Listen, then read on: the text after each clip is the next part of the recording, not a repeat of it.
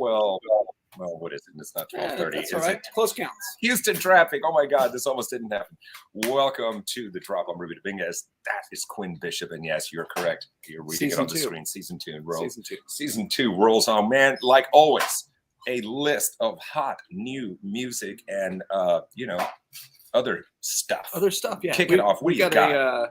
We got a load of great stuff, and March is usually when release schedule really kind of kicks in, and especially so for a lot of more independent-minded releases traditionally because of South by Southwest. Right. Which is upon us. Kicks in. It's here. It's going to happen, I reckon. So here we go. Let's kick it off with some records. Let's do it. First up, Rex Orange County's new album. Who cares? Mm-hmm. Who cares indeed? A lot of people care. A lot of people do care. This is an important record in that it's his first record that is day and date for vinyl. Like he's never had a release that came out on vinyl when the music first came available. Everything's been a catch up. So, fourth album from this artist, English guy, hip hop, but it combines a bunch of different influences. He's been a contributor to a lot of big records, like Tyler the Creator. Tyler's featured on one of the tracks on Open a Window. Oh yeah, there you go. And but he combines a lot of stuff in there. I mean, I think it's just because he's kind of. I think British hip hop is always interesting because there's always a lot of jazz. There's always a lot of like ravey. This is definitely vibey, definitely chill. It's so if you're not familiar, like you say, with some of the British hip hop, they incorporate a lot of different elements. And one of the descriptions I read described it as like bedroom hip hop. Sure. Okay. He's sitting on a bed in this picture, so I think that's or a futon or something. That's pretty accurate. And we approve of the dogs. Yes, Dalmatians everywhere. Gotta have some There Dalmatians. you go, Rex Orange County. All right, next up is Jenny Paval. I hope I'm saying that right. Classic Objects. Are you familiar with this? No, not at all. So she is super interesting and artist that I always like to throw in. An artist like this in the drop because it's. Please continue. Hey, because it's you need to hear stuff like this. She's I would describe her as experimental. Really comes out of the metal community. She was a metal musician. I believe I can't remember which Scandinavian country she's now from. I'm interested. Yeah. Now you have my attention. This her record is a new record is on 4AD. And, great label. Great. Classic. Historic label. I guess at this point, right? Historic label of the Twins and Dead Can Dance and all that. And there's some of that in record. Yes. First or second. Yeah. And there's all kinds of elements of that on this, but she's folk artist. She's also a novelist. So cool, man. There's a lot going on there. It's one of those. Look her up. She's one of those people impossible to describe. You just have to go listen to it. Indie store exclusive, colored vinyl, people. Yep. Oh, and I love the cover on this one. I know you love this band, Place to Bury Strangers. Oh my goodness. Yes. And this album has these die cut, and I'm guessing you can move the inner sleeve around to make the eyes do different things, but that is a crazy looking cover right there. New York City, right? I believe so. Yeah. Yeah. A little noisy. Intense. Can be heavy. There's some trippy elements to them. Yeah, man, I like this band. Yeah, a lot of guitar pedals. A lot of guitar pedals. Yes, sir. Lots of. I think it's the guy from Dead. Whatever that company is, Death by Audio. Oh yeah. I believe. Yeah, so that's they've got super loyal fans. People are going to be looking for that. We keep it metal here with this. Please keep it metal. Amorphous, do you know these guys? I know the name. I'm not familiar with the music. So they're this is I think the fifth. Hey Kevin, I'm getting ready to record. I see that you have her on channel 6. Hello. That's that voice, guys. That's our producer April Meek joining us from the ether. So anyway, Amorphous, Halo, right? Yeah, I think this is like their fifth album. Now they were, according to record, they were all about the death metal, and now they're folk metal or progressive metal, as you know. So there's so many kinds of metal. Who knows? So they've amorphised. So folk metal, death metal. Yes, limited edition, 2,500 copies. So it's a really cool album. The cover, man, the artwork's really cool. Yeah, you gotta love metal records because they over conceptualize and over execute the album covers, and almost all these artists release more is better. More is better. More is better, and they always have there's always a limited run color, and they'll switch out the colors and stuff like that. So very cool. If you're a record fan, it's interesting stuff. All right. Next up, we have this band Shaman Harvest. They come out. I mean, traditionally they're kind of a metal band. They've been around for 20 years, but there's only like 3 records. I think a couple of members had some pretty serious health issues, but they're back, and but they are like definitely. It's more of like it's metal, but it's like southern rock influence. Like okay. They've got a little following, and they're hitting the road for the first time in a long time. It's been 5 years since their last record. Of course, everybody took some time off recent years. Yeah. Is that impossible to read or what? Like it is. Good Lord, yeah, I can't read like any of it. The text is dark and the background is dark. So good luck with that. All right. Okay. But they're a cool band. Reintroduce folks to them. It's like me, I forgot. Multicolored splatter, transparent vinyl. I like how they show the photo. I know, just so you know what you're getting. Yeah, you know what you're getting. Some people are probably upset about that. Oh, really? They like the surprise. Okay, yeah. all right. Next up, this band Low Moon. They have an album called A Modern Life. Their last record was kind of a big record. It was kind of more progressive leaning. I would describe them as kind of art pop. This new one is on the 30 Tigers label. Cool band. It's a cool name for a label. Difficult, yeah, a little difficult to describe, but we're streaming. Now, the thing that's interesting is one member of the band is, I believe it's a guitar player, is Dave Stewart from the Eurythmics and Shaban from Panorama's son. So probably a little easier to break into the music business than most people. Sure. That's all I'm saying. And if you like Low Moon, we have these cool these autographed art prints if you purchase the album. Oh, nice. Yeah, how about that? Free gift. Come on now. Free gift. Free is my favorite. Purchase. Yes. Okay, dig these guys. Franz Ferdinand. Sir. Greatest hits album, 20 greatest hits on one album. And, we start to look at the tracks and you're like, oh, yeah, they had a lot of hits. Yeah, and they've been around for a while. Yeah, angular pop guitar, but, these guys are terrific. This is Take Me Out. It's a song probably everybody knows. Do you want to know you girls? This has 2 brand new songs, which I'm sure they'll be pushing. That's it, right? You release a greatest hits record, you got to have a new track on there. Sure. To kind of get people hooked. This has booklet, etc. Limited edition, double red vinyl. I think they got an added kind of push recently because they're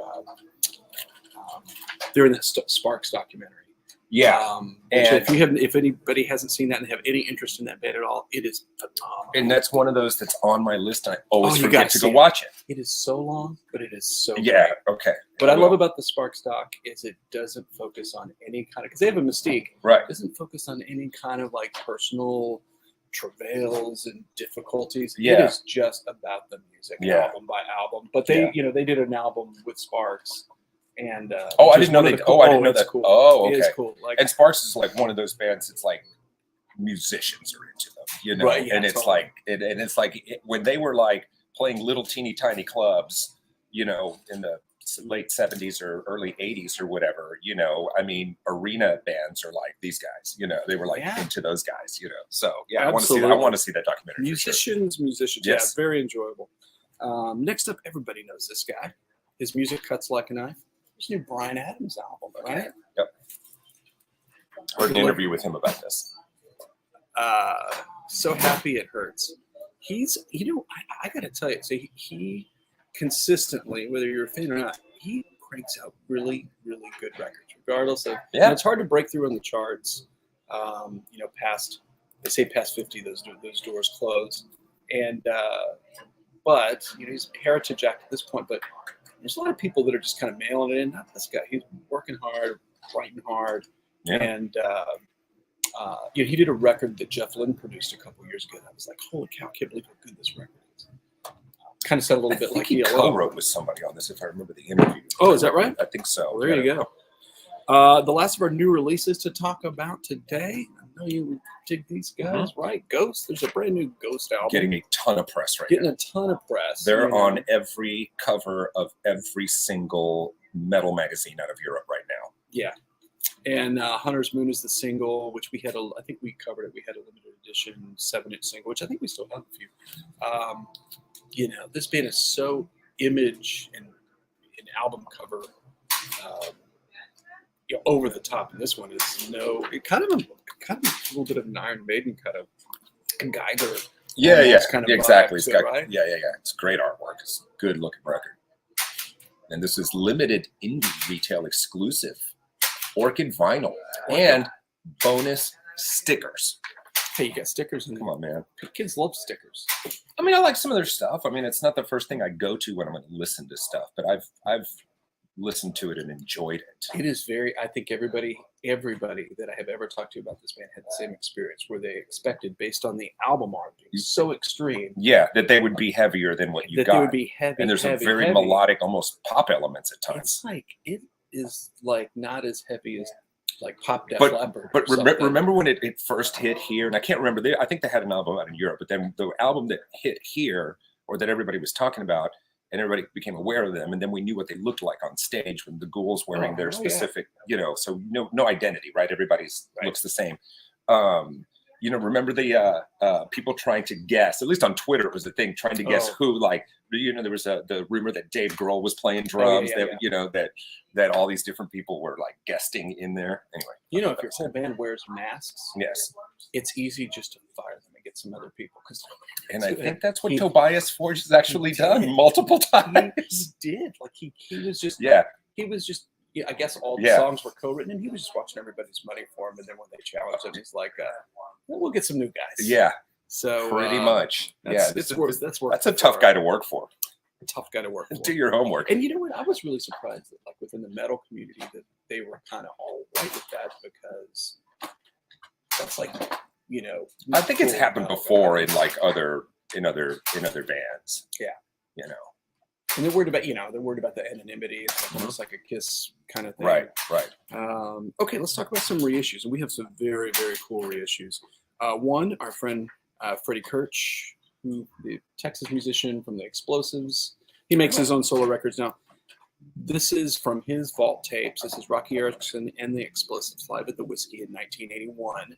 When his band, the Explosives, they were Rocky's backing band, which for those of you who aren't familiar, that's the front guy from the 13th Floor Elevators, one of Houston's most and Texas' most legendary musicians, and sadly no longer with us. And really the dawn of psychedelic music really kind of starts with these guys, and I love this era by this artist. He made a couple records for the European Pink Dust label, and they're just as crazy as. You got probably some pretty good titles you can toss out on there. Heroin. Okay. I think of Demons is on here. Don't Shake Me, Lucifer. Creature with the Atom Brain, and Bloody Hammer. There you go. So there you go. It kind of covers the spectrum. Little tormented, little dark stuff. Little occult, little serial killer, little heavy drug use. And he's checked all the boxes. Yeah, he's got it. Yeah. And those records are great. And then there's actually going to be a record store day release. We'll talk about that a little further down the road. But excellent record from him, and it's good to have that back. It's one of those times where you're glad somebody was recording stuff and just took the tapes. Have you heard that one? I haven't. I wonder what the quality is. Now that you mentioned that, I wonder what the record quality is. I'm sure it's pretty good. Freddie is they've done other archival releases before, and they've all been terrific. There's one called Halloween that was especially good. That had like a cartoon cover. So I'm sure it's the same, cut from the same cloth. Cool. Next up, this old Queen of New Orleans, Irma Thomas. Thomas, yeah. This album, Full Time Woman, and this is her Lost Cotillion album. And so Cotillion was a subsidiary of Atlantic, and they put out a lot of soul records that were more regional type records. And of course, she was just absolutely huge in the Gulf Coast and New Orleans, and had many chart hits down here, but never really had a big national profile. And I think that's might be due to other reasons, have nothing to do with the music. But this is never, and I had this on CD. It's terrific. It's very cool that it is on vinyl. Great singer. What a voice. And one to grab if you like your Nola Soul stuff. What is happening here? So this is interesting. They've had other releases in this series. This is Kiss. People know these guys. They've been doing, it's just, I think heritage bands are looking around and seeing how other heritage bands are managing their own unreleased recordings and doing it themselves. So that's what Kiss is doing. I think this is the third in the series, but they're doing this series called Off the Soundboard, and it is a sanctioned bootleg. It's packaged like a bootleg in a brown paper cover, and you got 3 LPs live at Virginia Beach, 2004. I'm guessing at some point you're going to see some more of the classic era, but these first couple have been more modern lineups of the band. And I'm not even sure who the personnel is on that. I don't think it's listed. But what year was it recorded? Oh, 2004. So 2004. Is it the middle of one of the reunions? That's no. That's going to be, what's his name? I think probably Bruce Kulick on guitar. Oh, hey, you got the names right there. There you go. Tommy Thayer and Eric. Oh, Tommy Thayer was in the band in 2004. He must have just joined the band at that point, because he's currently still guitarist. And then Eric Singer, not mistaken, passed a few years ago. Might be right. Cancer, I believe. Anyway, that's cool. I mean, I know a couple of heavy-duty Kiss fans who their ears are perking up if they're watching. Well, and they've got so many fans that are completists that are just going to buy everything, whatever. And you got to feel like too, if they're hitting the road, they're recording all these shows. Right. The one that's going to come out that's going to be the best show of the tour. So I think you can buy with confidence. What's the last one we talked about? The Destroyer box set. Yeah. Was that January? When was that? Or was it before? That was end of last year. That was for Christmas, of course. For Christmas selling season. Yeah. You gotta have a big box. Yeah, so these guys are putting stuff out. They're good at they keep feeding the keep beast. The machine. Keep it takes a lot of money rolling. to keep Kiss we gotta going. have product.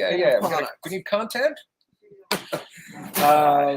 This is a very cool reissue, and this is on. What is this on? This just says colored vinyl. Didn't tell me. But this is from Kill Rock Stars. They're celebrating their 30th birthday. This is the Raincoats, which God, I haven't heard that name in a million years. Yeah, really one of the post-punk points of reference for female musicians. Yes, very cool. Bunch of great songs came out of it. What does it say on the sticker there? Does it tell you the? You get some session info. Can you see it? I'll try to read it. Okay, here we go. Soaring, daring, avant-garde influenced folk punk record, even at its most dissonant, stunning, and captivating. It's from Mr. John Dugan. This is on something called KRS 30 colored vinyl. That is all the information that I have for you, ladies and gentlemen. Yeah. Band you got to hear really, never was going to sell a bunch of records, but we're going to influence a bunch of musicians, and that's cool with me. So it's 30 years for 30th anniversary of Kill Rock Stars? Yes.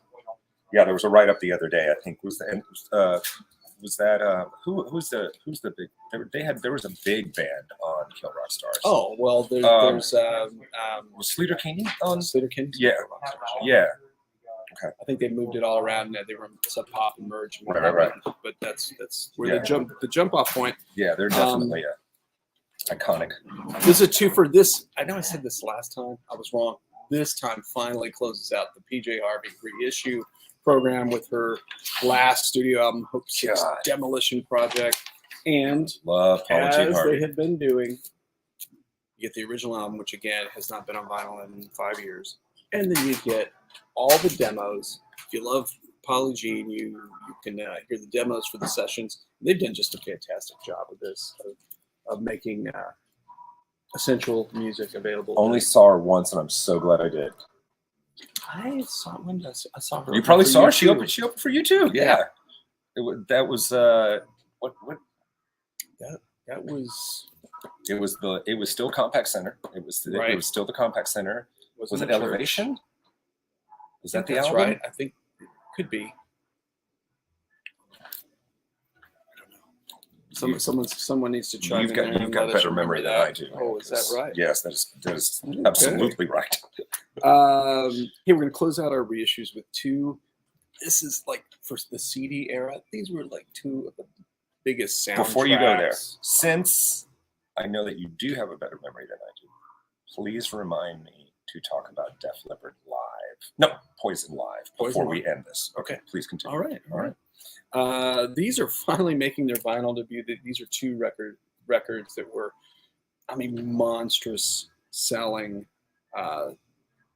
rom-com soundtracks on CD. So you've got Sleepless in Seattle. Oh my God.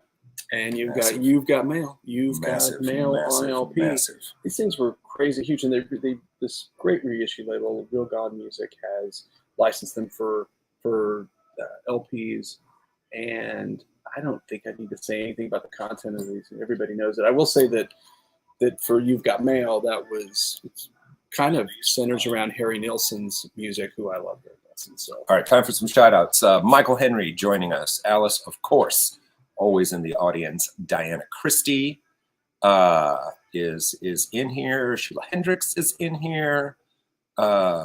So hey. yeah, man. Yeah. Hello to everyone. Thanks for joining us. Sorry again that we were late. I got stuck in traffic. Please continue. It's all right.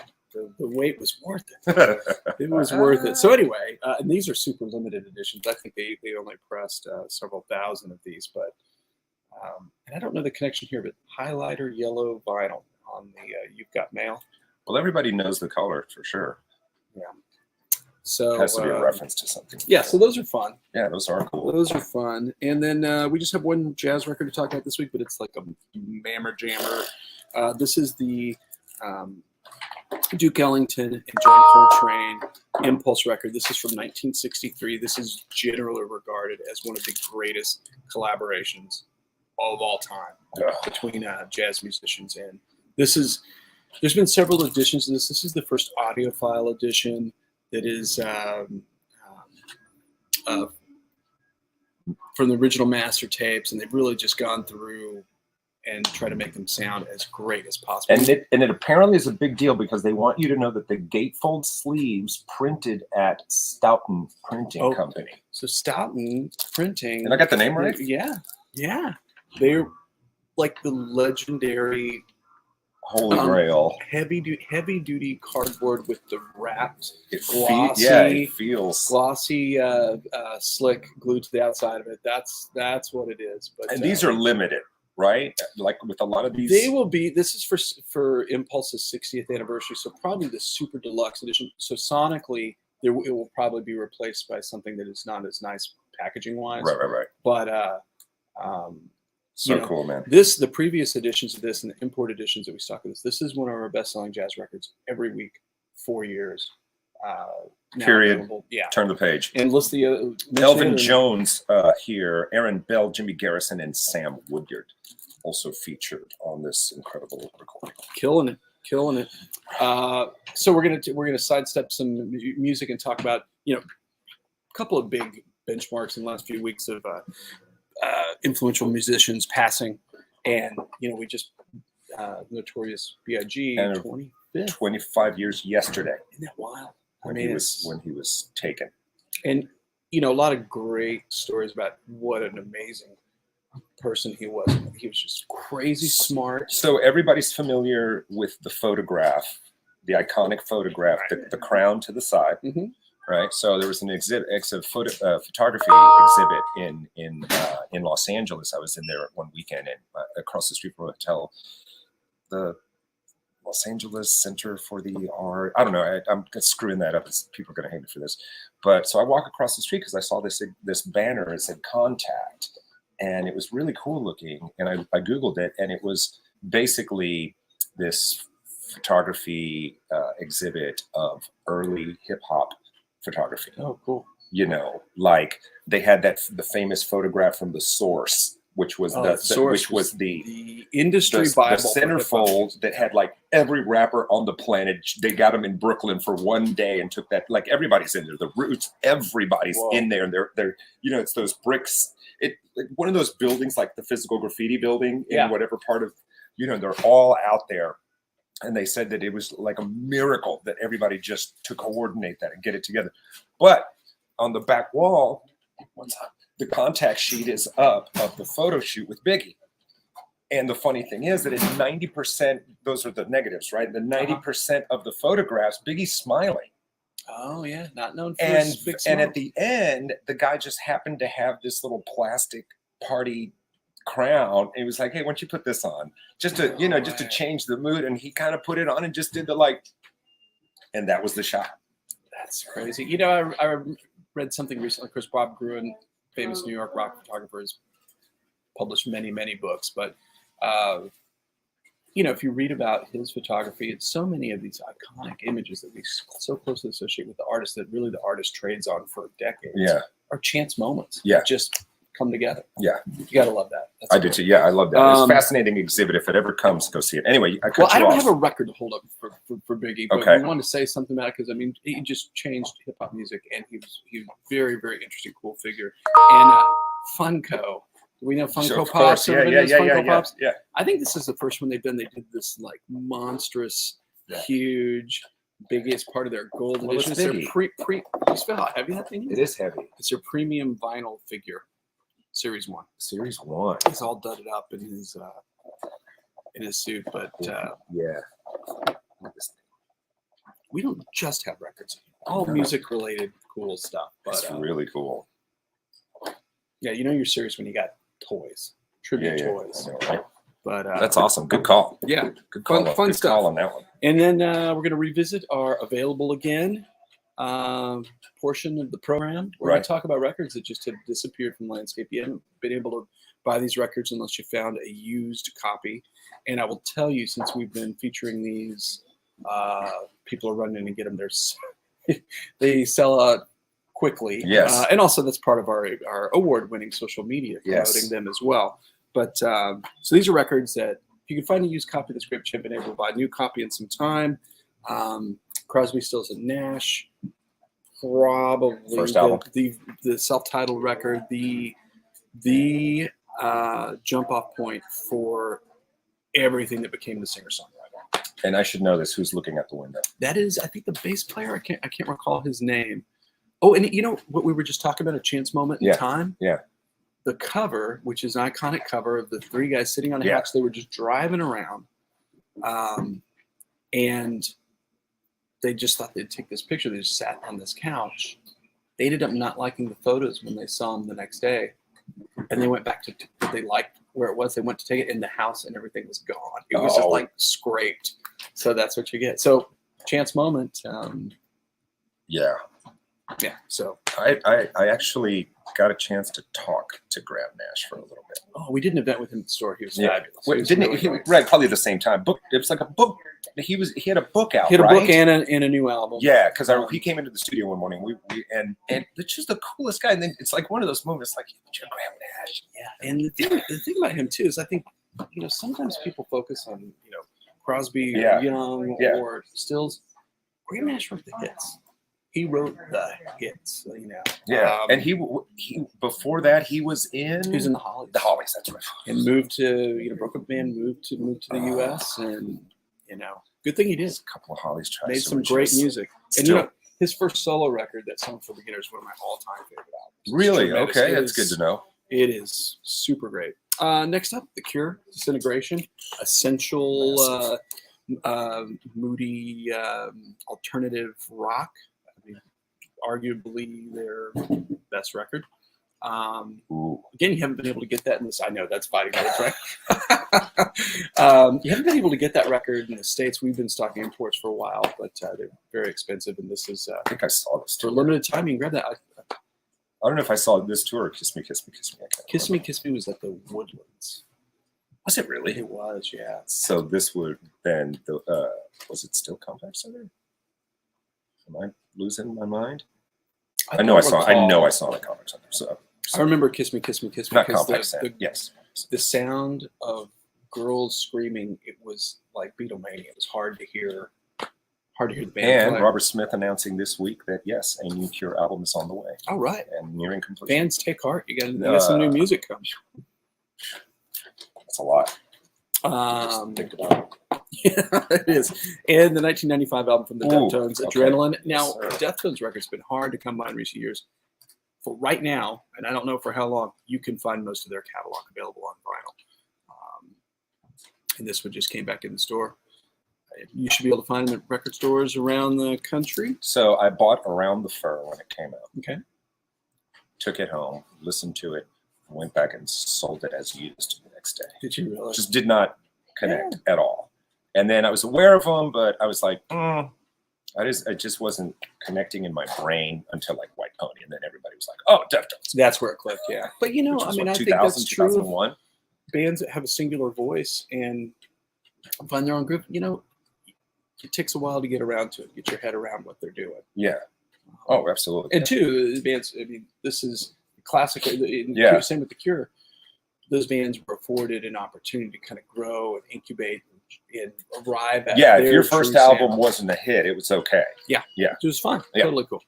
Great first track album. Yeah, we're gonna keep it. I should have done the Cure and the Mode back to back. Depeche Mode, Violator. I mean, just monstrously huge record. Again, pricier imports have been readily available, but you haven't been able to get this record in the States, back on the shelves, and essential music from these guys. It's a great record. Great record. Yeah, I've got this. I got this quite a bit. Yeah, we're going to close with this is another one. I mean, it's just shocking there hasn't been. And her catalog, the first and second record should absolutely be available on vinyl. They are not. This is the only piece you can buy. Whitney Houston, The Best Of, I Will Always Love You. 2 LP sets, 19 tracks, you know, all the great stuff from her. You know, another unfortunate benchmark there just rolled past us. And I think people have been looking for these records. People would come in looking for their records.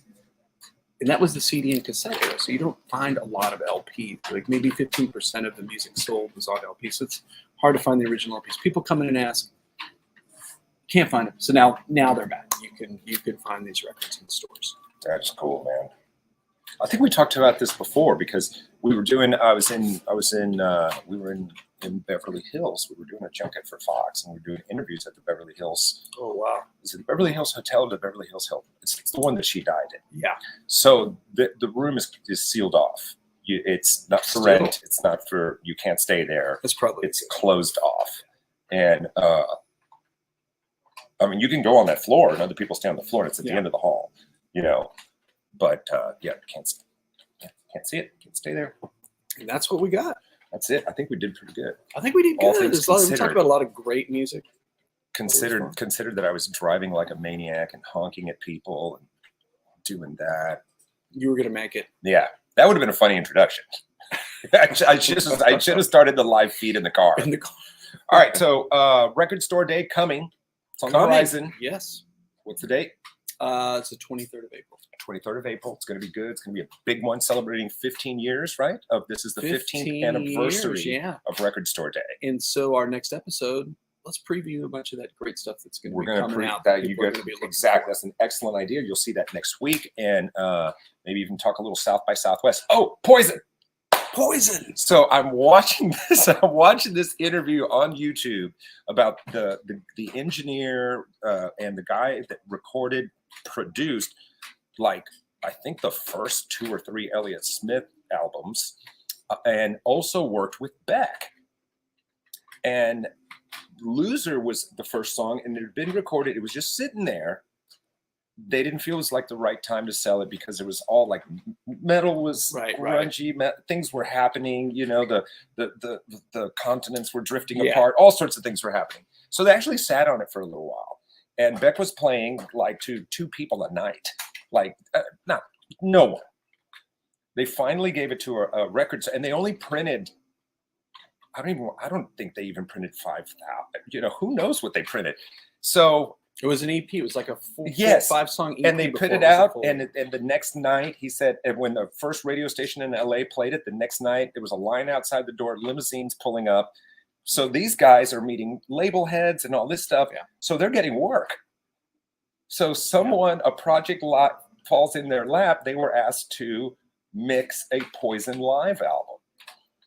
I remember that record. For a good chunk of money. Yeah, real money. You're a producer, you know, it's no time to be snobby. You're making your name in the business. So sure, we'll remix it. The problem was they forgot to record the audience. They had all the live tracks, but there was no audience mic.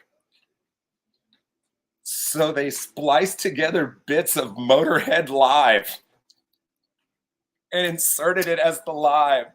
He goes, if you listen to the album, it sounds like the people are just going crazy on every song. Sure, because it's the No Sleep Till Hammersmith album, which the audience is really loud. on that. Yeah, and he said there was like it's really faint, and they left it in there, and I think you have to have headphones to hear it. But there's a part where the crowd's going both and that's the drop. All right, guys. Next week, 12:30. We'll see you then. We're out of here.